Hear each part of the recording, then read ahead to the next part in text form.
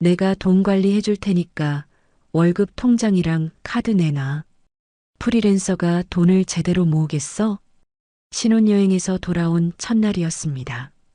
신발도 채 벗기 전에 거실 소파에 떡하니 앉아 기다리고 있던 시어머니가 손을 쫙 내밀었습니다. 혼전 임신으로 배가 부른 며느리한테요. 남편을 돌아봤지만 그 사람은 고개를 숙인 채 딱 한마디 건넬 뿐이었죠. 엄마가 널 위해서 그러는 거야. 맡겨. 저는 그 순간 웃으며 고개를 끄덕이고 통장과 카드를 두 손으로 공손하게 건넸습니다. 시어머니 얼굴에 만족스러운 미소가 활짝 번졌죠. 하지만 그 카드를 들고 백화점 명품관에 가서 가방을 긁는 순간 점원이 굳은 표정으로 고개를 저으며 한마디를 꺼냈고 시어머니는 그 자리에서 다리가 풀려 주저앉고 말았습니다. 제가 건넨 건 통장이 아니었거든요. 덫이었습니다. 그리고 이 덫은 시작에 불과했어요. 저를 한마디로 표현하자면 돈 앞에서는 눈물도 없는 여자였어요. 올 시간에 한 푼이라도 더 벌어야 했거든요. 35, 서울 외곽에 작은 건물 하나를 가진 부동산 임대업자이자 디자인 프리랜서. 그게 지금의 저예요. 거창하게 들릴 수도 있겠지만 이 자리까지 오는데 제 20대 전부를 갈아 넣었다고 해도 과언이 아닙니다. 어릴 적 저희 집은 반지하였는데 비만 오면 현관 앞에 물이 차올라서 엄마가 대야로 물을 퍼내던 기억이 아직도 생생해요. 학교에서 현장학습비를 낼 때면 엄마는 항상 담임 선생님께 전화를 걸어 좀만 늦춰달라고 사정했고 그 사실을 안 반 아이들이 저를 둘러싸고 킥킥거리던 그 표정들 저는 아직 하나도 잊지 못했어요. 가난이라는 건 단순히 돈이 없는 게 아니더라고요. 사람의 자존심을 바닥에 내려놓게 만들고 고개를 들 수 없게 만드는 무게추 같은 거였죠. 그래서 다짐했어요. 내 아이에게만큼은 내가 겪은 이런 수치를 절대 물려주지 않겠다고요. 아이는커녕 연애 한 번 못 해본 20살의 저였지만 언젠가 내 아이를 금수저로 만들어주겠다는 그 다짐이 제 인생의 전부였습니다. 새벽 4시에 일어나 편의점 알바를 뛰고 오전에는 학교 수업을 듣고 오후에는 카페에서 디자인 외주 작업을 했어요. 밤에는 재테크 책을 펴놓고 눈이 감길 때까지 밑줄을 그었는데 졸음이 쏟아지면 손등을 꼬집어가며 한 페이지라도 더 넘겼죠. 친구들이 카페에서 브런치를 먹고 여행 사진을 올릴 때 저는 편의점 삼각김밥으로 끼니를 때우며 가계부에 오늘 아낀 금액을 적었습니다. 주변에서는 너 그렇게 살면 뭐가 남냐, 그렇게 짠순이처럼 굴면 시집도 못 간다 하고 놀렸지만 그 비웃음이 오히려 저한테는 연료가 됐어요. 26에 처음으로 작은 오피스텔을 한 채 샀어요. 대출이 무서웠지만 이를 악물고 계약서에 도장을 찍던 그 순간 벌벌 떨리던 손이 아직도 기억나요. 그런데 첫 달 월세가 통장에 찍히는 걸 보는 순간 그 떨림은 환희로 바뀌었죠. 아, 돈이 돈을 버는 구조가 이런 거구나. 그때부터 저는 더 미쳐버린 거예요. 월세를 한 푼도 쓰지 않고 고스란히 모았고 프리랜서 디자인 수입까지 합쳐서 30이 되기 전에 두 번째 부동산을 매입했습니다. 그리고 33, 마침내 작은 건물 하나를 제 이름으로 올려놓았을 때 저는 건물 옥상에 올라가 한참을 울었어요.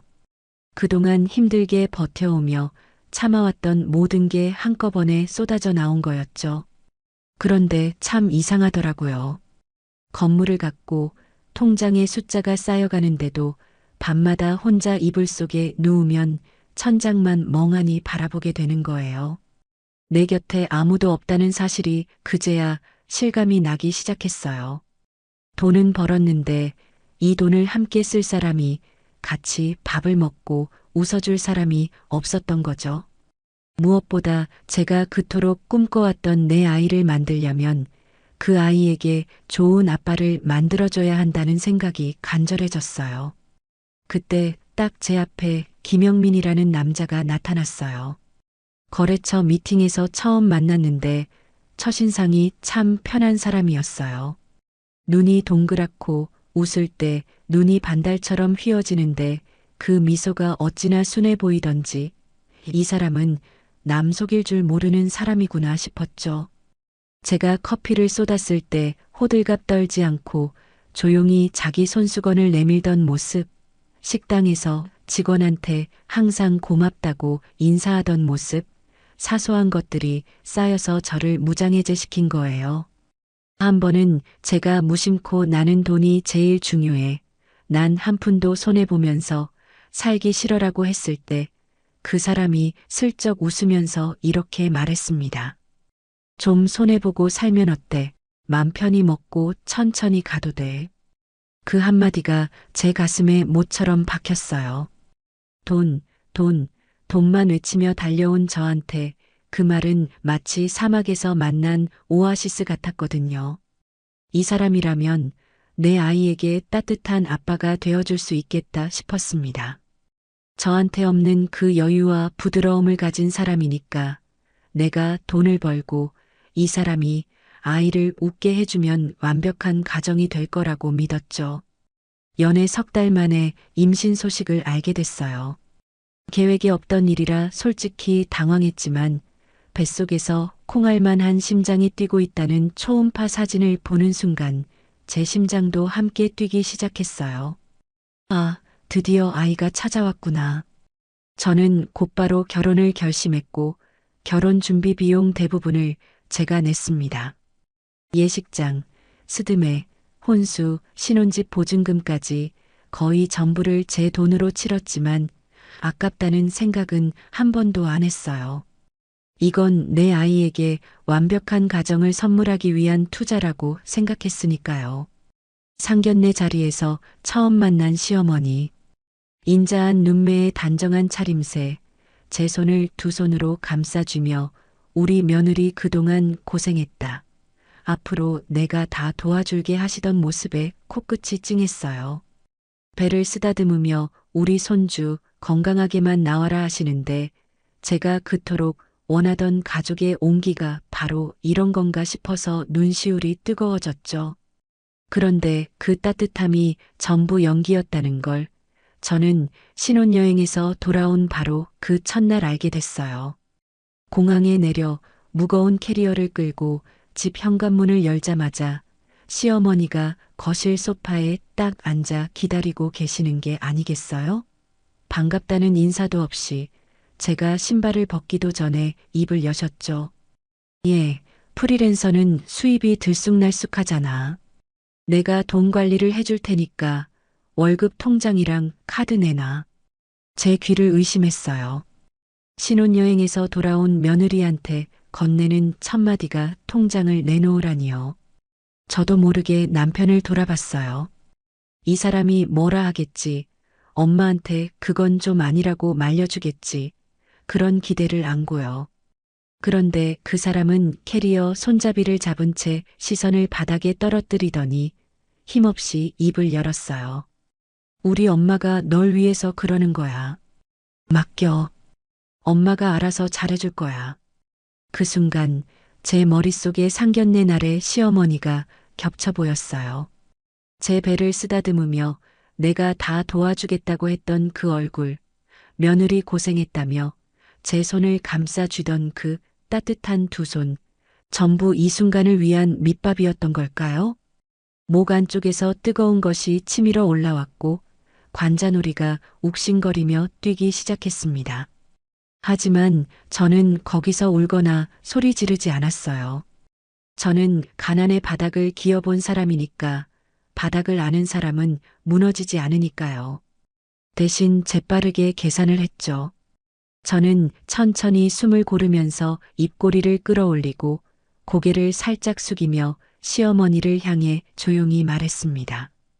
어머님, 제가 뭘 알겠어요. 바로 정리하는 대로 드릴게요. 시어머니의 얼굴에 만족스러운 미소가 번지는 게 보였어요.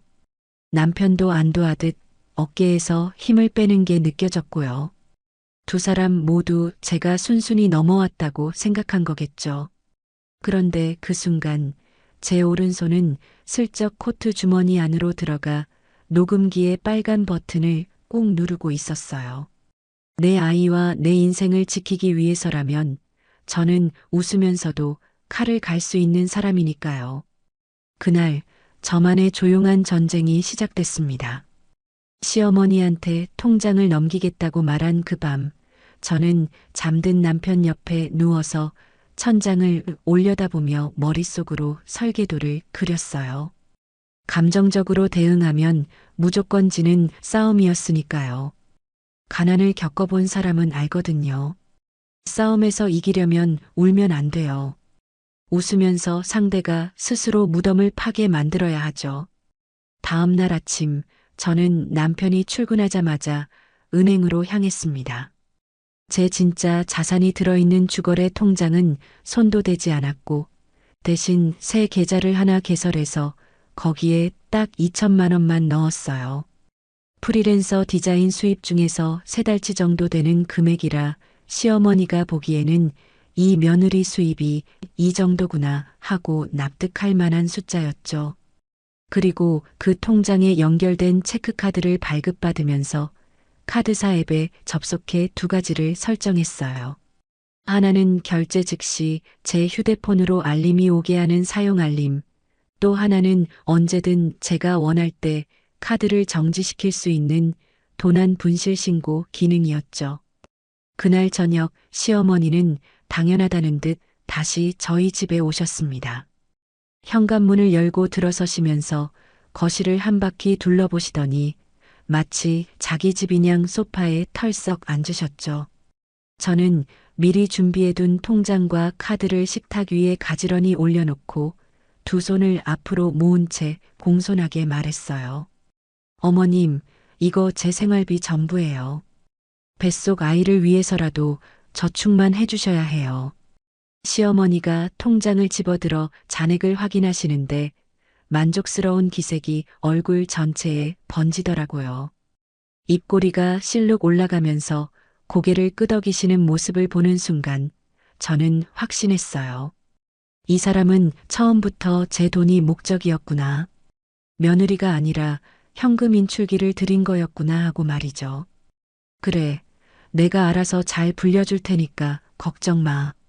시어머니가 통장과 카드를 자기 핸드백에 쓱 넣으면서 내뱉은 그 한마디를 제 옷 안주머니에 있는 녹음기가 고스란히 담아내고 있었어요.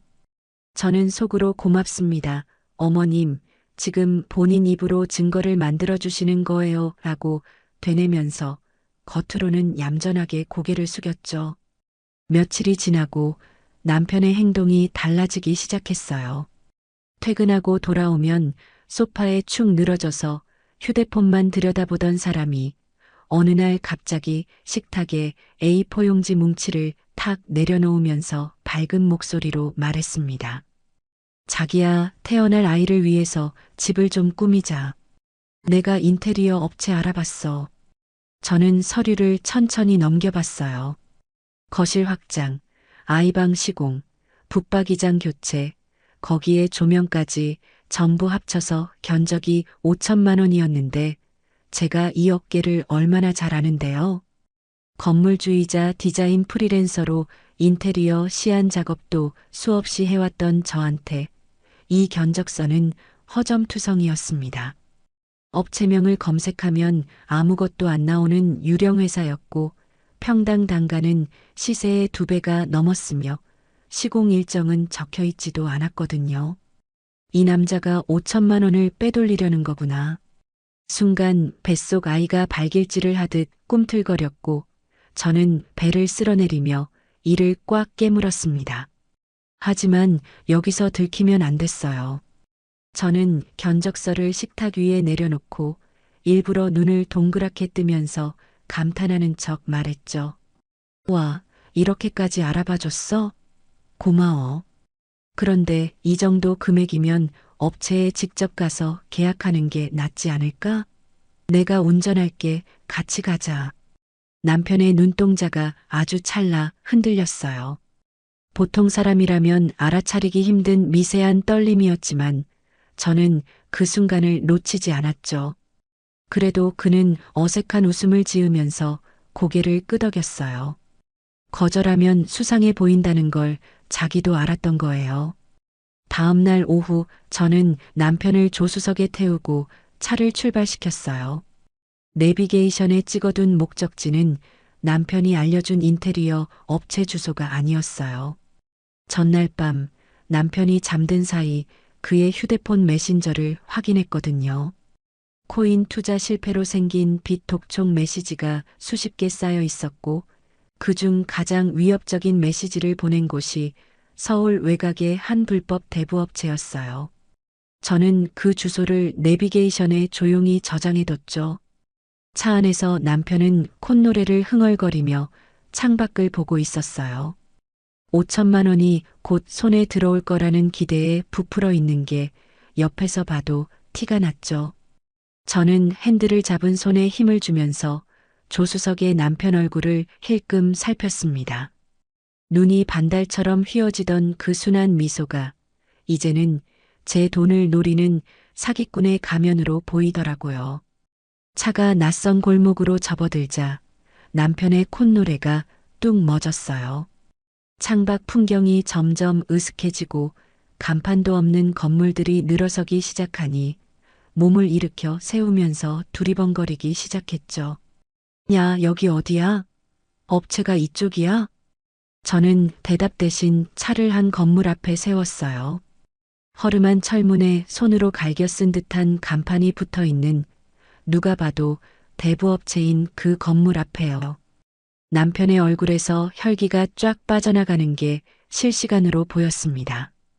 입술이 파르르 떨리고 이마에 송골송골 땀방울이 맺히기 시작했죠.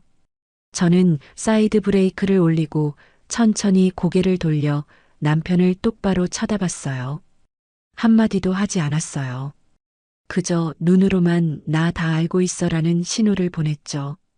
남편의 입이 벌어졌다 닫혔다를 반복했는데 아무 소리도 나오지 않더라고요. 마치 물 밖으로 건져 올려진 물고기처럼요. 바로 그때 제 휴대폰에 알림이 울렸습니다. 카드사 앱 알림이었는데 화면에 뜬 내용을 보는 순간 저도 모르게 피식 웃음이 새어나왔어요. 시어머니가 백화점 명품관에서 300만 원짜리 가방을 긁은 거였어요. 제가 건넨 그 체크카드로요. 저축만 해주겠다던 그 입으로 제가 생활비라고 했던 돈을 명품 쇼핑에 쓴 거죠. 저는 곧바로 카드사 앱을 열어 도난 분실 신고 버튼을 눌렀습니다. 카드가 즉시 정지되면서 백화점 보안 시스템에 도난 카드 사용 알림이 자동으로 전달됐고 저는 동시에 112에 전화를 걸어 분실 신고된 제 카드를 타인이 무단으로 사용하고 있다고 접수했어요. 남편이 새하얀 얼굴로 옆에서 제 통화 내용을 듣고 있었는데 저는 전화를 끊고 나서 시동을 다시 걸며 담담하게 말했어요. 당신 어머니가 지금 백화점에서 내 카드로 명품 지르고 계시네. 경찰이 먼저 도착할지 보안팀이 먼저 도착할지 나도 궁금하네. 남편이 뭐라 소리를 질렀지만 저는 듣지 않았어요. 차를 유턴시켜 백화점 방향으로 핸들을 꺾으면서 백미러 속에 점점 작아지는 대부업체 간판을 봤죠. 제가 짜놓은 두 개의 덫이 동시에 작동하기 시작한 거예요.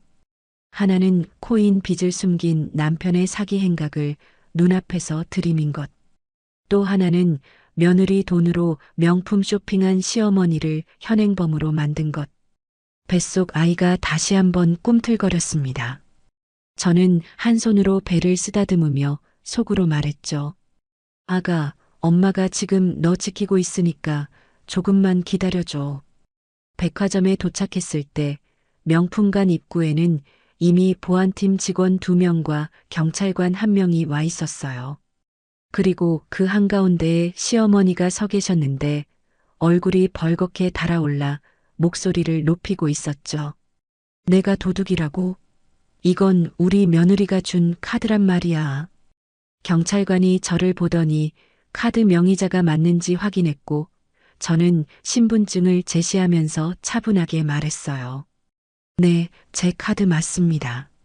그런데 저는 이 카드를 분실 신고했고 이분께 사용을 허락한 적 없습니다. 시어머니의 얼굴이 일그러지면서 저를 노려봤어요. 그 눈빛에 담긴 도끼가 피부에 와닿을 만큼 강렬했지만 저는 눈 하나 깜짝하지 않았습니다. 옆에 서 있던 남편이 제 팔을 잡아 끌면서 낮은 목소리로 읍소했죠. 야, 제발 이러지 마. 우리 엄마잖아. 네 시어머니라고. 저는 그 손을 조용히 뿌리치면서 남편의 눈을 들여다봤어요. 한때 저한테 안식처였던 그 눈이 지금은 제 돈을 탐내는 공범의 눈으로 보였습니다. 저는 돌아서면서 마지막으로 한마디를 남겼어요. 니네 엄마이기 전에 내 돈을 훔친 사람이야.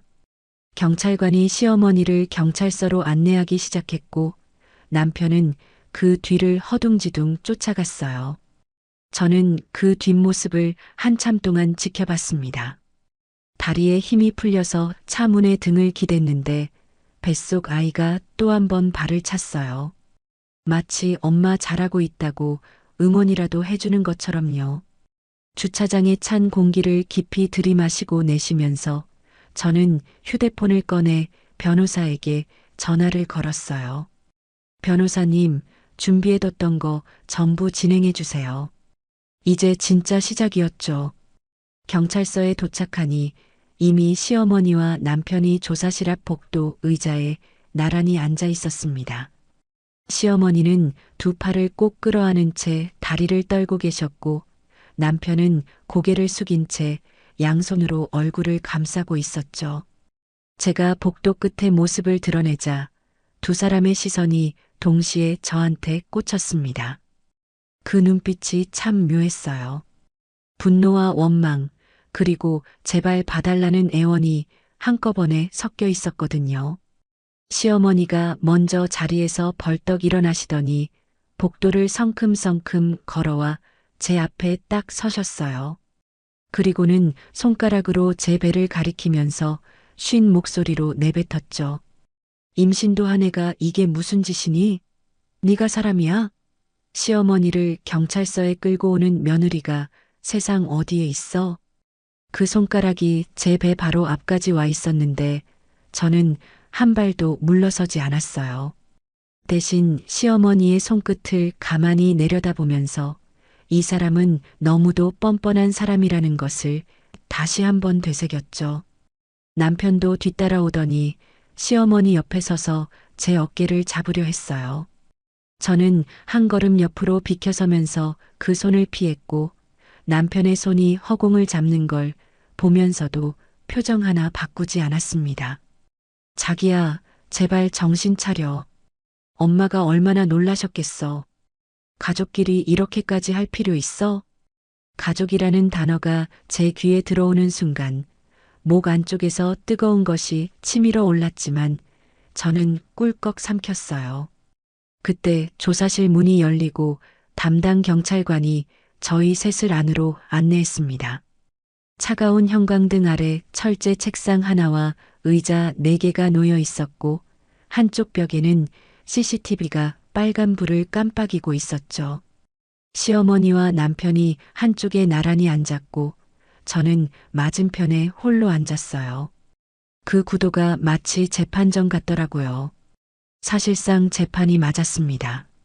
제가 준비해온 증거로 이 자리에서 모든 걸 끝낼 생각이었으니까요. 경찰관이 사건 경위를 물었고 시어머니가 먼저 입을 열었어요. 목소리에 억울함을 잔뜩 실어서 눈시울까지 붉히면서 말씀하셨죠. 며느리가 직접 저한테 카드를 줬어요. 생활비 관리해 달라고요. 그래서 제가 필요한 물건을 산 건데 그게 왜 도둑질이에요? 저는 이 집안을 위해서 한 건데. 경찰관이 저를 돌아보며 사실이냐고 물었어요. 저는 천천히 고개를 끄덕이면서 가방 안에서 휴대폰을 꺼냈어요. 화면을 켜고 녹음 파일 하나를 선택한 뒤 조사실 한가운데 있는 철제 책상 위에 톡 올려놓았죠. 네, 카드를 드린 건 맞아요. 다만 어머님께서 그 카드로 뭘 하시겠다고 약속하셨는지 직접 들어보시겠어요? 재생 버튼을 누르자 조사실 안에 시어머니의 목소리가 또렷하게 울려 퍼졌어요. 어머님, 이거 제 생활비 전부예요. 뱃속 아이를 위해서라도 저축만 해주셔야 해요. 그래, 내가 알아서 잘 불려줄 테니까 걱정 마. 저축만 해주겠다는 약속, 그리고 그 약속을 본인 입으로 확인하는 시어머니의 선명한 음성이 차가운 조사실 공기를 가르며 퍼져나갔습니다. 시어머니의 얼굴이 순간 굳어버렸는데 마치 움직이던 시계가 뚝 멈춘 것 같았어요. 눈동자만 좌우로 빠르게 흔들리고 있었죠. 저축해주겠다고 하시고 300만 원짜리 명품 가방을 사셨어요. 이건 명백한 횡령이고 제가 카드를 드렸다는 사실이 오히려 위임받은 재산을 사적으로 유용했다는 증거가 돼요. 제가 차분하게 말을 이어가는 동안 남편의 얼굴이 점점 일그러지기 시작했습니다. 이마에 핏줄이 돋아나면서 의자 팔걸이를 두 손으로 꽉 쥐더니 갑자기 벌떡 일어나 책상을 양손 바닥으로 내리쳤죠. 쾅 하는 소리에 조사실 안 공기가 찢어지는 것 같았어요. 야, 애 할머니를 전과자로 만들 셈이야? 네 뱃속에 있는 애한테 할머니가 전과자라고 말할 거냐고. 그 고함이 조사실 벽에 부딪혀 울렸는데 저는 눈 하나 깜짝하지 않았어요. 오히려 등을 의자에 기대고 두 손을 무릎 위에 가지런히 올려놓으며 남편의 벌개진 얼굴을 천천히 올려다갔죠. 예전에는 저 사람이 화를 내면 제가 먼저 사과했었어요. 분위기를 깨기 싫어서 가정의 평화를 위해서라는 핑계로 항상 제가 한 발 물러섰거든요. 그런데 이제는 아니었어요. 이 사람의 고함이 저한테 더 이상 공포가 아니라 증거로 들렸으니까요. 바로 그 순간 조사실 문이 열리면서 단정한 정장 차림의 남자가 서류 가방을 들고 안으로 들어왔습니다. 제 변호사였죠. 변호사가 경찰관에게 정중히 인사한 뒤 서류 가방에서 투명 파일 하나를 꺼내 시어머니와 남편 앞에 탁 내려놓았어요. 안에는 제 이름으로 된 부동산 임대 사업자 등록증, 건물 등기부등본, 그리고 지난 3년간의 임대 수익 내역서가 고스란히 들어 있었죠. 시어머니가 떨리는 손으로 서류를 한 장 한 장 넘기기 시작했는데 넘길 때마다 눈이 점점 커지더라고요. 남편도 시어머니 어깨 너머로 서류를 들여다보다가 그 자리에 털썩 주저앉았습니다. 저는 자리에서 천천히 일어나 두 사람을 내려다보며 입을 열었어요. 내 진짜 수입은 이 건물이야. 니네한테 준 그 통장은 껌값이었어. 푼돈 탐내다 진짜 황금알 낳는 거위배를 갈랐네. 축하해. 시어머니의 입이 벌어진 채 다물어지지 않았어요. 서류를 쥔 손이 사시나무처럼 떨리더니 갑자기 두 눈이 뒤집히면서 의자 뒤로 고꾸라지려 했죠. 남편이 황급히 시어머니를 붙잡았지만 이미 시어머니의 의식은 반쯤 날아간 상태였어요. 경찰관이 급하게 물을 가져오고 조사실 안이 한바탕 아수라장이 됐죠. 남편이 시어머니를 부축하면서 동시에 저한테 매달리기 시작했어요. 두 팔을 뻗어 제 손을 잡으려 했는데 그 얼굴에 눈물까지 고여 있더라고요. 자기야, 내가 잘못했어. 제발 다시 생각해봐. 나 없으면 애한테 아빠가 없잖아. 한때 저한테 좀 손해보고 살면 어때라고 말하던 그 입으로 이제는 아이를 방패 삼아 애원하고 있었습니다. 그 모습이 처량하면서도 역겹더라고요. 저는 그 손을 뿌리치며 한 발 뒤로 물러나서 무릎 꿇은 남편을 위해서 내려다보며 말했죠. 아빠 역할을 하고 싶었으면 와이프 등을 치지 말았어야지. 그 말을 끝으로 저는 돌아섰어요. 변호사가 문을 열어주었고 저는 조사실을 나와 복도를 걸었습니다. 뒤에서 남편이 제 이름을 부르는 소리가 들렸지만 발걸음을 멈추지 않았어요. 경찰서를 나와 주차장에 서니 찬바람이 볼을 스쳤어요. 흐린 하늘 사이로 햇빛 한 줄기가 비쳐드는데 그 빛이 제 볼록한 배 위에 내려앉았죠. 뱃속 아이가 그 온기를 느꼈는지 또 한 번 발을 차줬어요. 저는 두 손으로 배를 감싸 안으면서 속으로 되뇌었어요. 아가, 엄마가 이겼어. 이제 아무도 우리를 못 건드려. 변호사가 옆에 다가와 조용히 물었어요. 이혼소장, 오늘 바로 접수할까요? 저는 고개를 돌려 변호사를 보면서 한치의 망설임도 없이 대답했어요. 네, 지금 바로요. 차에 올라타 법원으로 향하는 길, 백미러 속에 경찰서 건물이 점점 작아졌고 법원 앞에 도착해서 변호사와 나란히 계단을 올라가는데 임신한 몸이 무거워서 한 계단 한 계단이 버거웠지만 멈추지 않았어요. 접수 창구에서 이혼 소장을 제출하고 접수 도장이 찍히는 그 소리를 듣는 순간 제 가슴 안에서 단단하게 매듭져 있던 무언가가 스르르 풀리는 기분이었죠. 법원을 나서면서 저는 휴대폰을 꺼내 시어머니가 상견례 날 쓰다듬어 주셨던 제 배를 찍은 사진을 열었어요. 그때는 이게 가족의 시작이라고 믿었는데 결국 사기의 시작이었던 거예요. 저는 그 사진을 길게 눌러 삭제하고 빈 화면 위에 뱃속 아이의 초음파 사진을 배경화면으로 새로 설정했죠. 이제 이 아이의 세상에는 엄마를 이용하려는 사람은 한 명도 남겨두지 않을 거예요. 저는 그렇게 결혼 생활에 마침표를 찍고 아이와 둘만의 새로운 첫 페이지를 펼쳤어요. 소송이라는 게 생각보다 길고 지독한 싸움이었습니다. 법원을 오갈 때마다 배는 점점 불러왔고 변호사와 통화할 때면 뱃속 아이가 유난히 세게 발길질을 해댔어요. 마치 엄마 빨리 끝내고 나한테 집중해라고 재촉하는 것 같았죠. 남편 쪽에서는 끝까지 발악했습니다. 법정에서 아내가 먼저 가정을 파탄냈다. 재산을 숨기고 나를 속였다며 온갖 억지를 부렸죠. 제 변호사가 사채빈 내역서와 가짜 인테리어 견적서, 그리고 대부업체 차용증까지 증거로 줄줄이 제출하니 남편의 얼굴이 법정 조명 아래에서 회색빛으로 변하더라고요. 시어머니도 며느리가 자발적으로 카드를 줬으니 사기가 아니다라고 주장했지만 제가 녹음해둔 파일이 법정에 울려 퍼지는 순간 판사의 눈빛이 싸늘하게 변하는 게 저한테까지 느껴졌습니다. 재판이 거듭될수록 그 두 사람의 거짓말은 하나씩 벗겨졌고 마지막 변론 기일에 판사가 안경 너머로 남편을 내려다보면서 한마디 했어요. 피고 측 주장은 일관성이 없고 원고 측 증거는 명백합니다. 그 한마디를 듣는 순간 법정 의자를 잡고 있던 제 손에서 힘이 스르르 빠졌습니다. 이겼구나 싶었어요. 결과는 완승이었죠.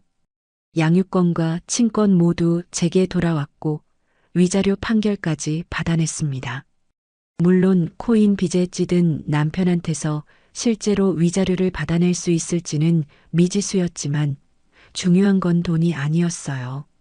법적으로 그 사람들과 완전히 끊어졌다는 사실, 그것만으로 충분했습니다. 법원을 나서던 날 남편이 법정 밖 복도에서 벽에 등을 기대고 서 있었어요. 넥타이는 비뚤어져 있었고 양복 어깨에는 주름이 잡혀 있었는데 처음 만났을 때 그 깔끔하고 순해 보이던 모습은 온데간데 없었죠. 제가 지나가자 고개를 돌려 저를 봤는데 입을 열었다 닫기를 몇 번이나 반복하더니 결국 한마디도 못하고 고개를 떨궜습니다. 저는 그 앞을 지나쳐 곧장 엘리베이터를 탔고 닫히는 문 사이로 그 사람의 구부러진 등이 보이다가 사라졌죠. 한때 제 안식처라고 믿었던 사람의 마지막 모습이 법원 복도에 홀로 서 있는 쓸쓸한 뒷모습이라니 참 우습더라고요. 집에 돌아오니 텅 빈 거실이 저를 맞이했습니다. 남편의 짐은 이미 며칠 전에 빠져나갔고 신발장에는 제 운동화 한 켤레만 덩그러니 놓여 있었어요. 불을 켜지 않은 채 거실 창가로 걸어가서 커튼을 젖히고 밖을 내다봤습니다. 해가 지고 있었는데 하늘이 온통 주황빛으로 물들어 있더라고요. 저는 두 손으로 배를 감싸 안으며 처음으로 아이한테 소리내어 말했어요. 아가, 이제 엄마랑 둘이서 행복하게 살자. 목소리가 떨렸습니다. 그런데 이상하게도 그 떨림이 슬픔이 아니라 안도에서 오는 거라는 걸 저 스스로 알 수 있었어요. 더 이상 눈치 볼 시어머니도 없고 등 뒤에서 칼을 가는 남편도 없는 이 고요함이 외로운 게 아니라 평화로운 거라는 걸 그때 처음 깨달은 거죠. 출산일이 다가올수록 저는 오히려 바빠졌습니다. 혼자 해내야 하니까 더 치밀하게 준비했어요. 출산 가방을 미리 싸두고 산후조리원을 예약하고 퇴원 후 아이를 돌볼 동선까지 집 안 곳곳에 메모지를 붙여가며 계획을 세웠죠. 새벽에 진통이 와도 택시를 부를 수 있게 휴대폰 즐겨찾기에 택시 앱을 가장 위에 올려놓았고 만약에 대비해서 이웃집 아주머니한테도 급하면 연락드릴 수 있을까요라고 미리 인사를 해뒀습니다. 그리고 예정일보다 이틀 앞선 어느 새벽 드디어 그 순간이 찾아왔어요. 배가 단단하게 조이면서 허리를 쥐어짜는 듯한 통증이 밀려왔고 저는 이를 악물고 침대에서 일어나 미리 싸둔 가방을 집어들었습니다. 택시 안에서 진통 사이사이 숨을 고르면서 한 손으로 배를 쓸어내리며 중얼거렸어요. 조금만 기다려. 엄마가 데리러 갈게. 분만실에 들어가서 몇 시간을 사투했는지 모릅니다. 세상이 하얘질 만큼 아팠지만 이 고통의 끝에 내 아이가 있다는 생각 하나로 버텼어요. 그리고 마침내 작고 뜨거운 울음소리가 분만실을 가득 채운 순간 저는 제 인생에서 단 한 번도 느껴보지 못한 감정에 휩싸였습니다. 간호사가 피투성이인 채로 울어대는 아이를 제 가슴 위에 올려놓았을 때 그 작은 몸에서 전해지는 체온이 심장까지 파고들었어요. 아이의 쪼글쪼글한 얼굴을 내려다보는데 눈물이 멈추지 않았고 저는 젖은 눈으로 웃으면서 아이의 이마에 입술을 가져다 댔습니다. 시우야, 엄마야. 만나서 반가워. 제가 세상에 태어나서 가장 행복했던 순간이 바로 그 순간이었습니다. 산후조리원에서 보낸 2주가 제 인생에서 가장 평온한 시간이었어요. 새벽마다 수유를 하면서 시우의 얼굴을 들여다보면 제 눈을 꼭 빼닮은 동그란 눈이 저를 올려다봤거든요. 그 눈을 마주칠 때마다 가슴 안쪽이 뜨거워지면서 이 아이를 위해서라면 뭐든 할 수 있겠다는 힘이 솟아올랐습니다. 퇴원 후 저는 시우를 돌보면서 사업에 다시 뛰어들었어요. 아이가 낮잠을 자는 틈틈이 노트북을 펴고 임대 관리를 했고 디자인 외주 작업도 새벽 시간을 쪼개서 소화했죠.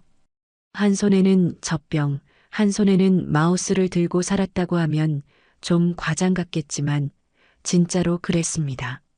아이가 보채면 업어서 달래가면서 키보드를 두드렸고 기저귀를 갈다가 거래처 전화가 오면 한 손으로 기저귀 테이프를 붙이면서 통화를 받았어요. 미칠 것 같은 날도 있었지만 잠든 시우의 얼굴을 보면 그 피로가 눈 녹듯 사라지더라고요.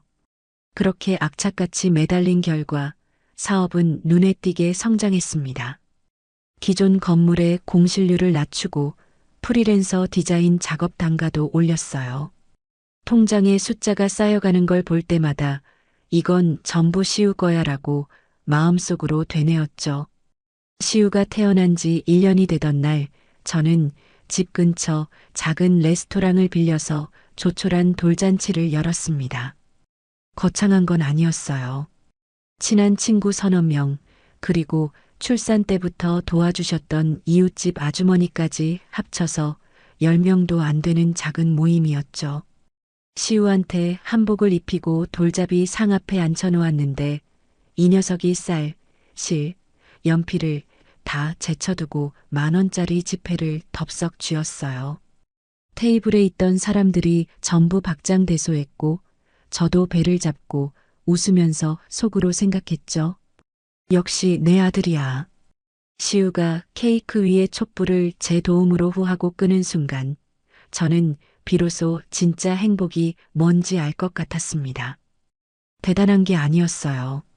내 아이가 건강하게 웃고 있고 그 웃음을 지켜줄 수 있는 힘이 내게 있다는 것, 그것만으로 가슴이 벅차오르더라고요.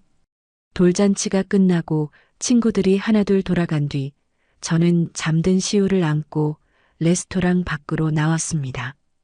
가을 저녁 공기가 서늘했지만 품에 안긴 아이의 체온이 따뜻해서 코끝이 시리면서도 마음은 포근했어요. 주차장으로 걸어가면서 이대로만 살자, 이 평화를 지키면서 살자라고 다짐했습니다. 그런데 차에 시우를 태우고 운전석에 앉아 시동을 거는 순간 휴대폰에 알림이 하나 떴어요. 맘카페 앱 알림이었는데 누군가 제 실명과 사진이 포함된 글을 올렸다는 신고 접수 알림이었습니다. 심장이 덜컥 내려앉았어요. 떨리는 손으로 앱을 열어 게시글을 확인하는데 화면에 뜬 제목을 보는 순간 온몸에 피가 얼어붙는 기분이었습니다. 돈으로 남자 홀린 사기꾼, 애 아빠 내쫓은 악독한 여자의 실체를 공개합니다. 글 아래에는 제 얼굴 사진, 사는 동네, 심지어 제 사업자 상호명까지 버젓이 적혀 있었어요. 누가 이런 짓을 했는지 저는 단번에 알아챘어요. 세상에서 제 신상 정보를 이렇게 상세하게 아는 사람은 딱 2명뿐이었으니까요. 끝난 줄 알았던 전쟁이 다시 시작된 겁니다. 저는 집에 돌아와 잠든 시우를 유아 침대에 눕히고 나서 거실 바닥에 주저앉아 휴대폰 화면을 들여다봤습니다. 제가 프리랜서 디자이너라는 것, 이혼 경력이 있다는 것, 아이를 혼자 키우고 있다는 것까지는 그렇다 쳐요. 그런데 제가 결혼 준비 비용을 전부 냈다는 사실, 남편이 코인 투자를 했다는 사실을 교묘하게 비틀어서 남편의 투자금을 빼돌려 자기 건물을 샀다고 적어 놓은 걸 보는 순간 제 두 손이 부르르 떨리기 시작했어요. 사실을 180도 뒤집어서 가해자인 자기들을 피해자로 만들고 저를 악녀로 둔갑시켜 놓은 거예요. 댓글창은 이미 전쟁터였습니다. 이런 여자가 엄마라니, 아이가 불쌍하다. 주변에 이 여자 보면 조심하세요 같은 말들이 줄줄이 달려 있었고 심지어 제 사업자 상호명을 검색해서 네이버 지도 리뷰에 별점 1점을 테러하자는 댓글까지 올라와 있더라고요. 화면을 내릴수록 가슴이 조여왔고 눈앞이 흐려지면서 휴대폰을 잡은 손에 힘이 들어가 케이스가 삐걱거리는 소리가 났습니다. 그날 밤은 한숨도 자지 못했어요. 시우가 새벽에 칭얼거려서 안아 올리는데 아이의 맑은 눈을 보면서도 머릿속에는 그 댓글들이 주마등처럼 돌아가고 있었거든요. 내가 뭘 잘못한 거지? 내 돈을 지킨 게 죄야? 내 아이를 지킨 게 나쁜 거야? 이런 생각이 꼬리에 꼬리를 물었고 시우에게 젖병을 물리면서도 자꾸만 한숨이 새어나왔습니다. 다음 날 아침 눈 밑에 다크서클이 시퍼렇게 내려앉은 채로 휴대폰을 확인하니까 상황은 더 악화되어 있었어요. 맘카페뿐만 아니라 제 개인 SNS 계정에도 악성 댓글이 쏟아지고 있었고 제 인스타그램 DM에는 사기꾼녀나 꺼져라라는 욕설 메시지가 수십 개 와 있었습니다. 시어머니가 제 SNS 계정을 그 맘카페 글에 링크해 놓은 거였어요. 저를 추적하기 쉽게 친절하게도 동선까지 깔아준 거죠. 그리고 그 여파는 곧바로 현실로 튀어나왔습니다. 이틀 후 거래처에서 전화가 왔어요. 3개월째 진행하던 카페 브랜딩 디자인 프로젝트였는데 담당자 목소리가 평소와 달리 딱딱하더라고요. 저희가 내부적으로 검토한 결과 이번 프로젝트는 다른 업체에 맡기기로 했습니다. 이유를 물으니까 잠깐 침묵하다가 조심스럽게 말했어요. 인터넷에 올라온 글 때문에 저희 쪽 임원분들이 우려를 표하셔서요. 죄송합니다. 전화를 끊고 나서 한참 동안 휴대폰을 쥔 채 멍하니 서 있었습니다. 3개월 동안 밤을 새워가며 시안을 수정하고 시우를 재운 뒤 새벽까지 작업했던 그 프로젝트가 인터넷에 떠도는 거짓 글 하나 때문에 날아간 거예요. 억울함을 넘어서 무력감이 온몸을 짓누르는 기분이었습니다. 그런데 이건 시작에 불과했어요. 일주일 사이에 계약 취소 연락이 3건이나 더 들어왔고 신규 문의는 뚝 끊겼습니다. 제 이름을 검색하면 그 맘카페 글이 최상단에 떠버리니 어떤 클라이언트가 저한테 일을 맡기겠어요. 피땀 흘려 쌓아 올린 프리랜서로서의 신용과 평판이 근거 없는 글 하나에 무너져 내리고 있었습니다. 그쯤 되니까 시어머니의 공격 패턴이 보이기 시작했어요. 일주일에 2~3번씩 새로운 글이 올라왔는데 맘카페를 돌아가면서 같은 내용을 복사해 붙여넣기 하고 있었거든요. 한 곳에서 삭제 요청을 넣으면 다른 곳에 또 올리고 제가 신고하면 계정을 바꿔서 또 올리고 마치 두더지 게임처럼 잡아도 끝이 없었습니다. 이 사람이 이렇게까지 집요한 사람이었나 싶어서 소름이 돋았어요. 상견례 날 제 손을 따뜻하게 잡아주던 그 사람과 지금 키보드 뒤에 숨어서 며느리 인생을 망가뜨리고 있는 이 사람이 같은 사람이라는 게 도무지 믿기지 않았습니다. 그런데 전 남편은 한술 더 뜨더라고요. 어느 날 국세청에서 연락이 왔습니다. 제 임대 사업에 대해 탈세 의혹으로 민원이 접수되었으니 관련 서류를 제출하라는 내용이었어요. 처음에는 뭔 소린가 싶었는데 조사관과 통화를 해보니 누군가가 세무서에 이 사업자가 임대 수입을 축소 신고하고 현금을 빼돌리고 있다는 내용으로 반복적으로 민원을 넣고 있다는 거예요. 누군지 물어볼 필요도 없었습니다. 법정에서 제 사업자 등록증을 받던 사람, 제 임대 수입 규모를 알게 된 사람, 세상에 딱 한 명이었으니까요. 전 남편이 자기가 법정에서 본 정보를 가지고 세무서를 괴롭혀서 저를 간접적으로 공격하고 있었던 겁니다. 세무조사가 시작되면서 제 일상은 완전히 무너졌어요. 아이를 어린이집에 맡기고 세무서에 불려가서 서류를 제출하고 돌아와서 아이를 데리고 오고 밤에는 세무사와 통화하면서 소명 자료를 준비했습니다. 물론 저는 탈세를 한 적이 없었기 때문에 조사 결과는 무혐의가 나올 게 분명했지만 문제는 조사 자체가 주는 스트레스였어요. 한 번 끝나면 또 새로운 민원이 접수되고 또 소명하고 또 서류 내고 이 과정이 반복되면서 저를 서서히 갉아먹었죠. 한 번은 세무서에서 나오는 길에 시우를 데리러 어린이집에 갔는데 선생님이 조심스럽게 말씀하시더라고요. 어머님, 요즘 시우가 자꾸 혼자 구석에 앉아 있으려고 해요. 집에서 혹시 무슨 일 있으세요? 그 말을 듣는 순간 가슴이 칼로 도려내는 것처럼 아팠습니다. 제가 매일같이 지쳐서 돌아오고 전화 통화하면서 한숨을 쉬고 밤마다 노트북 앞에서 얼굴을 찡그리고 있으니 그걸 다 느끼는 거였어요. 고작 돌 지난 아이가요. 어린이집 복도에서 시우를 안아 올렸는데 아이가 제 목을 꼭 끌어안으면서 옹알이로 뭔가를 말하더라고요. 무슨 뜻인지는 모르겠지만 그 작은 손이 제 목덜미를 잡는 힘이 어찌나 간절하던지 저는 복도 한가운데에서 아이를 안은 채 한참을 서 있었습니다. 집에 돌아와서 시우를 재우고 거실 소파에 앉아 천장을 올려다봤어요. 몸도 마음도 바닥까지 떨어진 기분이었습니다. 그런데 그때 휴대폰에 또 알림이 울렸어요. 맘카페에 새로운 글이 올라왔다는 알림이었는데 이번에는 제목이 더 자극적이었습니다. 이 여자 전 남편 증언, 결혼 기간 내내 경제적 학대를 당했습니다라는 제목이었고 글 안에는 마치 전 남편이 직접 쓴 것처럼 꾸며놓은 긴 사연이 올라와 있었어요. 물론 처음부터 끝까지 거짓이었지만 댓글에는 불쌍하다. 이 남자분 힘내세요라는 동정 여론이 빼곡했습니다.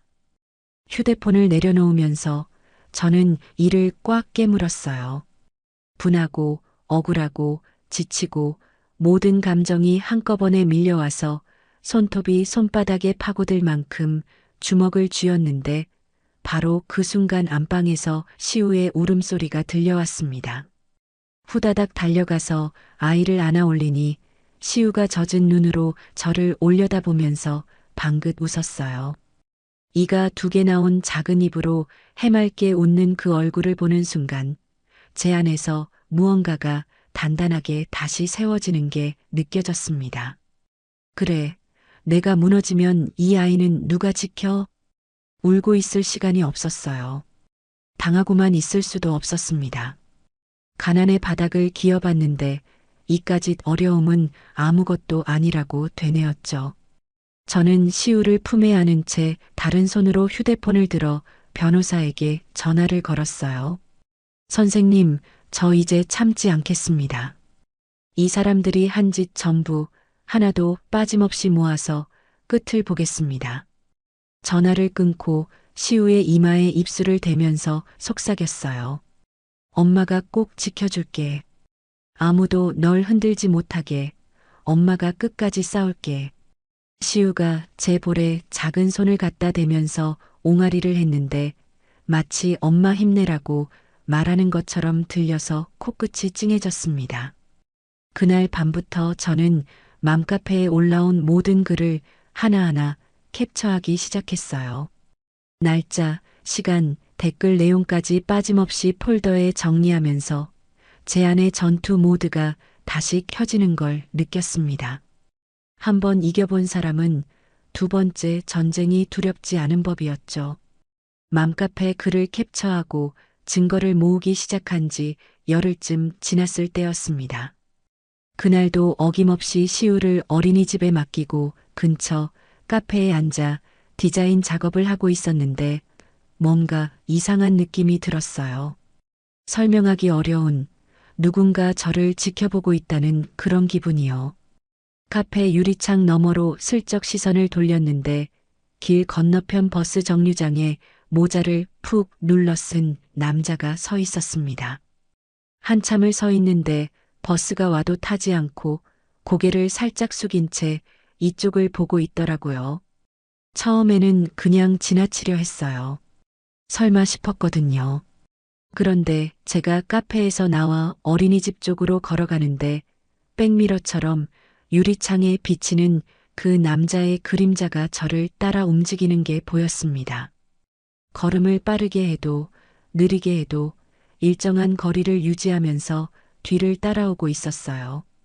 심장이 쿵쿵 뛰기 시작했고 손에 쥔 텀블러가 미세하게 흔들렸습니다. 어린이집 골목 앞에서 일부러 급하게 꺾어 들어갔더니 그제야 발걸음이 멈추는 기척이 느껴졌어요. 뒤를 돌아봤을 때는 이미 아무도 없었습니다. 그날 밤 시우를 재우고 나서 현관문 잠금 장치를 3번이나 확인했어요. 체인까지 걸고 창문도 전부 닫았는데 이불 속에 누워도 잠이 오지 않았습니다. 천장을 올려다보면서 혹시 내가 너무 예민한 건 아닐까, 괜한 착각이 아닐까 스스로를 다독였지만 본능적으로 느껴지는 불안감은 좀처럼 가시질 않았어요. 그런데 착각이 아니었습니다. 다음 날도 그 다음 날도 그 남자는 나타났어요. 어린이집 앞 횡단보도 건너편에 서 있기도 하고 제가 자주 가는 마트 주차장에 세워진 차 안에 앉아 있기도 했죠. 모자를 바꿔 쓰거나 마스크를 하고 있었지만 체형과 걸음걸이는 숨길 수가 없었어요. 결혼 생활 동안 수백 번 봐왔던 그 어깨 폭, 걸을 때 살짝 안쪽으로 모이는 발끝, 저는 단번에 알아봤습니다. 전 남편이었어요. 세 번째로 그를 목격한 날, 저는 떨리는 손으로 휴대폰을 꺼내 사진을 찍었어요. 줌을 최대한 당겨서 그의 모습을 카메라에 담았는데 화면 속 그 남자가 갑자기 고개를 들어 정면을 바라보았습니다. 모자 챙 아래로 드러난 두 눈이 저를 똑바로 쏘아보고 있었는데 그 눈빛에서 처음 만났을 때의 순함은 흔적도 없이 사라져 있었어요. 원망과 집착이 뒤섞인 날 것 그대로의 눈이었습니다. 등골이 서늘해지면서 반사적으로 한 발 뒤로 물러섰는데 그가 피식하고 웃는 게 멀리서도 보였어요. 마치 나 여기 있어. 네가 뭘 해도 나는 사라지지 않아라고 말하는 것 같았죠. 다음 날 아침 곧바로 변호사에게 연락해서 접근금지 가처분을 신청했습니다. 촬영한 사진과 함께 날짜별로 목격 장소, 시간, 상황을 정리한 문서를 제출했고 법원에서는 비교적 빠르게 가처분 결정을 내려줬어요.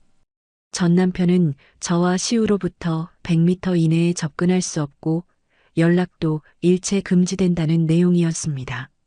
그 결정문을 손에 쥐었을 때 한시름 놓이는 기분이었어요.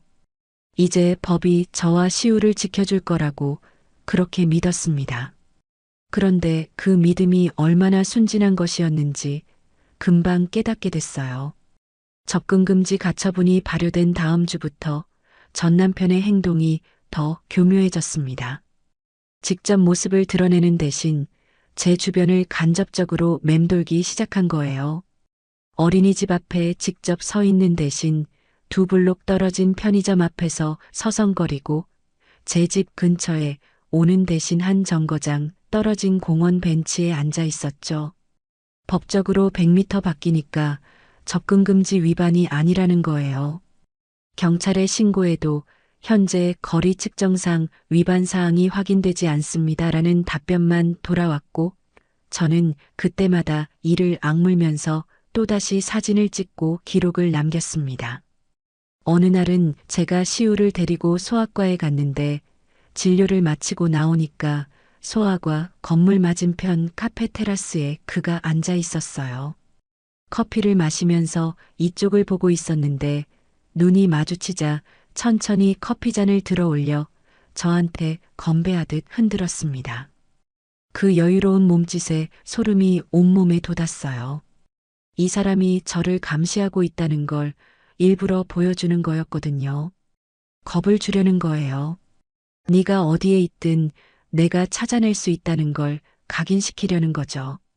시우를 카시트에 태우면서 손이 심하게 떨려서 버클을 3번이나 잘못 끼웠습니다. 운전석에 올라타 문을 잠그고 나서야 겨우 숨을 내쉬었는데 백미러 속에 여전히 그 카페 테라스가 보였고 가는 다리를 꼬고 앉아 태연하게 커피를 마시고 있었어요. 제가 차를 출발시키면서 백미러에서 그의 모습이 사라질 때까지 심장이 귀에서 들릴 만큼 세차게 뛰었습니다. 그때부터 저는 외출할 때마다 뒤를 돌아보는 습관이 생겼어요. 길을 걷다가도 갑자기 멈춰서서 주위를 살피고 주차장에 차를 세울 때면 먼저 사방을 확인하고 나서야 문을 열었죠. 시우를 어린이집에 데려다 줄 때는 아이를 안은 채 뛰다시피 걸어서 건물 안으로 들어갔고 데리러 갈 때도 선생님이 현관까지 나와줄 때까지 밖에서 기다렸습니다. 평범한 일상이라는 게 완전히 사라져버렸어요. 매 순간이 긴장의 연속이었고 밤에 잠들기 전에는 현관문 앞에 신발을 비스듬히 놓아두었는데 누가 문을 열면 신발이 쓰러지면서 소리가 나게 하려는 거였습니다. 제가 이렇게까지 해야 하나 싶으면서도 아이를 생각하면 안 할 수가 없었어요. 그리고 제가 가장 두려워하던 일이 터진 건 평범한 수요일 오후였습니다. 그날 저는 세무사 사무실에서 소명 자료를 정리하느라 어린이집 하원 시간보다 30분 늦었어요. 평소에는 단 한 번도 늦은 적이 없었는데 하필 그날따라 서류가 꼬이면서 시간이 밀렸던 거죠. 세무사 사무실을 나와 차에 올라타 시동을 거는 순간 휴대폰이 울렸습니다. 어린이집 원장님 번호였어요. 전화를 받는데 원장님의 목소리가 급박하게 떨리고 있었습니다. 어머님, 지금 바로 오셔야 할 것 같아요. 시우 아버지라고 하시는 분이 오셨는데 저희가 지금 보내드리지 않고 있거든요. 심장이 멎는 줄 알았습니다. 그 순간 세상의 모든 소리가 사라지고 원장님의 떨리는 목소리만 귓속에서 울렸어요. 저는 통화를 끊지도 못한 채 차를 출발시켰고 신호등이 빨간불인지 파란불인지도 모르게 핸들을 꺾으며 어린이집으로 달려갔습니다. 평소 10분 거리를 5분 만에 도착했는데 어린이집 현관 앞에서 벌어지고 있던 광경을 보는 순간 다리에서 힘이 빠지면서 동시에 온몸에 불이 붙는 것 같았어요. 전 남편이 어린이집 현관 앞에 서서 담임 선생님과 실랑이를 벌이고 있었습니다. 선생님이 두 팔을 벌려 문 앞을 막고 서 있었고 그 뒤로 복도에서 아이들의 울음소리가 새어나오고 있었어요. 전 남편은 선생님한테 소리를 지르고 있었는데 그 고함이 주택가 골목에 쩌렁쩌렁 울려 퍼졌습니다. 내 아들이야. 내 아들을 내가 데려가겠다는데 왜 막는 거야?